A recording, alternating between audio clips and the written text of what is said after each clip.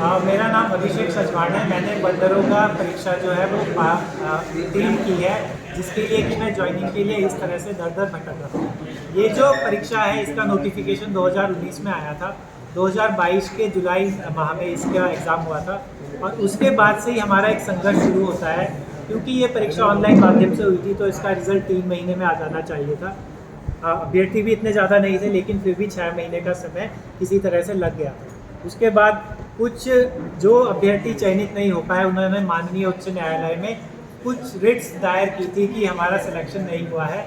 उस दौरान भी माननीय उच्च न्यायालय द्वारा इसमें कोई भी रोक नहीं थी, लेकिन फिर भी हमारा फिजिकल जो है वो बहुत ज़्यादा डिले करवाया गया। अब जब ये पूरा प्रोसेस पूरा हो जाता है तो हमारा मामला जो है STF को जांच के लिए दिया जाता है, लेकिन STF की जांच में भी ये पाया जाता है कि जो अभ्यर्थी नकल के थ्रू इस एग्ज़ाम में पास होना चाहते थे उनको आयोग ने पहले ही अलग कर दिया था, कहीं भी रिजल्ट में उनका नाम नहीं है। एक और बात मैं आपके सामने रखना चाहता हूँ कि बाकी जो एग्ज़ाम है वो RMS कंपनी द्वारा कराए गए हैं, प्रिंटिंग एजेंसी है जो उनके द्वारा कराए गए हैं, जिसमें लीक का मामला सामने आता है। लेकिन मात्र एक बंदरों का एग्ज़ाम ऐसा है जिसकी जाँच चल रही है, जो कि ऑनलाइन माध्यम से हुआ है और ऑनलाइन माध्यम से कराई गई परीक्षा में बहुत जल्दी और इजी तरीके से जांच की जा सकती है और इसमें सेग्रीगेशन मतलब जो चयनित अभ्यर्थी अपनी मेहनत से पास हुए हैं उन्हें बहुत इजीली अलग किया जा सकता है और जल्दी उनका प्रोसेस आगे बढ़ाया जा सकता है। इन्हीं मांगों को लेकर मैं अपने जो आयोग के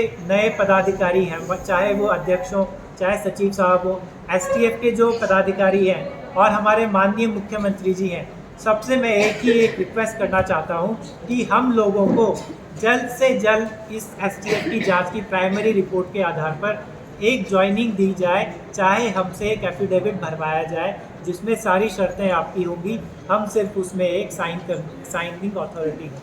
तो इसी बेसिस पे हमें ज्वाइनिंग दी जाए, जैसे पुराने कई निर्णय सुप्रीम कोर्ट द्वारा दिए गए हैं जिनमें कि पूरा प्रोसेस सेग्रीगेशन का ज्वाइनिंग तक दिया गया है। इवन आयोग में जस्टिस क्वेरिंग का एक जो जजमेंट है वो माननीय पूर्व अध्यक्ष एस राजू सर द्वारा लाया गया है, उसमें पूरा प्रोसेस बताया गया है किस तरह से आपको सेग्रीगेशन करना है, किस तरह से आपको चयनित छात्रों को ज्वाइनिंग देनी है।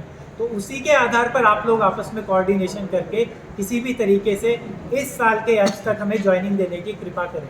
अब हम और कितने साल इस तरह बेरोजगार भटकेंगे। हर जगह से हमें यही बोला जाता है कि आप लोग युवा हैं, आपकी उम्र कम है, आप तो आगे की तैयारी कर सकते हैं, लेकिन उत्तराखंड में भर्तियां ही कितनी आती है। जो भर्तियां आती है आधी कोर्ट में लटकती हैं, आधी आंदोलन की राह चढ़ जाती है। हम लोग कब तक ऐसे भटकेंगे। आप एक नौकरी तो दीजिए, हम आगे की तैयारी भी खुद कर लेंगे।